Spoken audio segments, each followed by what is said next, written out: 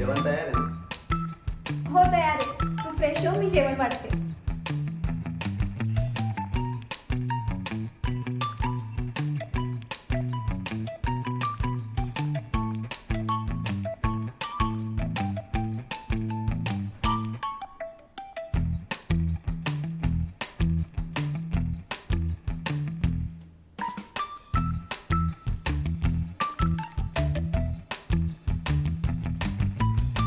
अगं माधुरी, तांदूळ कुठला आहे?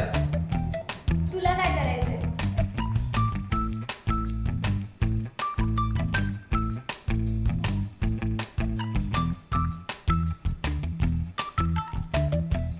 सांग ना कुठला तांदूळ आहे? तुला काय करायचं?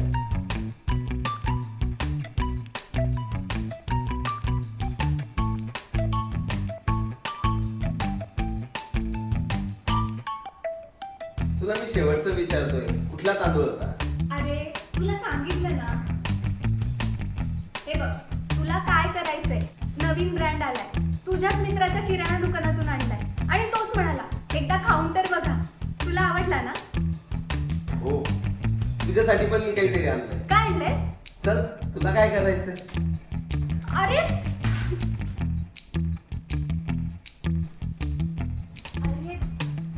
अरे सांग ना काय आणलंयस? अगं माधुरी, बऱ्याच दिवसापासून आपलं चालू होतं ना की नवीन एलईडी टीव्ही आणायचा.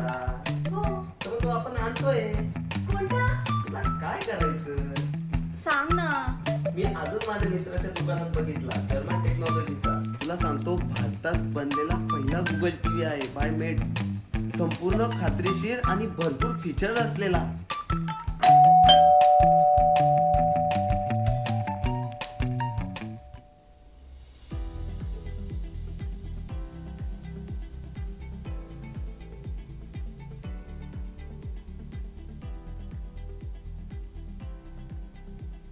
नमस्कार सर, मेट्स कंपनीचा हा टीव्ही आहे.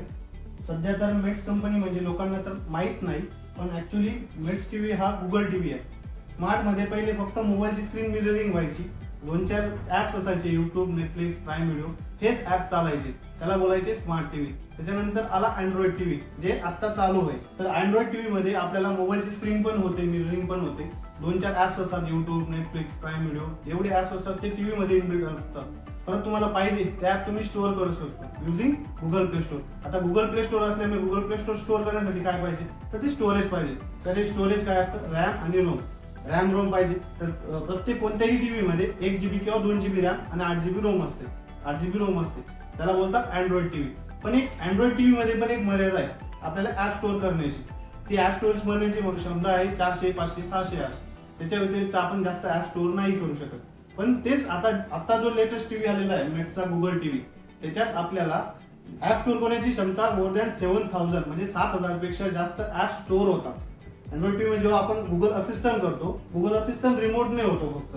याच्यात 2 गोष्टी आहेत, एक तर रिमोटने पण होणार, दुसरी गोष्ट फारफील्ड म्हणजे तुम्ही डायरेक्ट विदाउट रिमोट पण तुम्ही डायरेक्ट कमांड देऊ शकता टीव्हीला.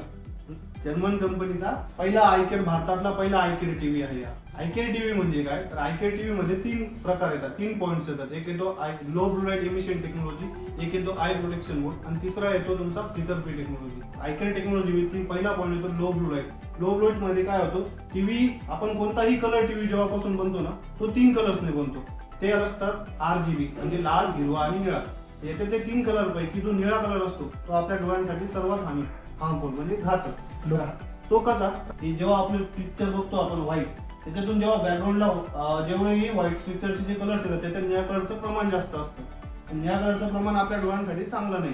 तर याच्यात ऑलरेडी निळ्या कलर आतमध्ये टीव्ही मध्ये एक अँटी प्रोटेक्शन टाकलं आहे लो ब्लू लाईटचं. त्याच्यात आतमध्ये एक शीट आहे, ती शीटचं काम काय, जे निळ्या कलरचं प्रमाण कमी करणं.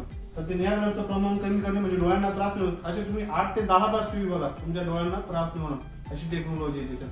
दुसरी एक गोष्ट आहे त्याच्यात eye protection mode. Eye protection mode म्हणजे काय, तुम्ही जेव्हाही रात्री किंवा केव्हाही टीव्ही तुम्ही बघतात, जेव्हा पण टीव्हीचा एक्स्ट्रा ब्राईटनेस असेल, तो ब्राईटनेस तो ऑटोमॅटिकली कमी करून टाकेल. तर flicker free technology. Flicker free technology मध्ये काय होतं, आपल्या मोबाईलमध्ये कॅमेरा असतो, कॅमेरामध्ये सेटिंग आहे, सेटिंगमध्ये एक ऑप्शन असतो प्रो मोड.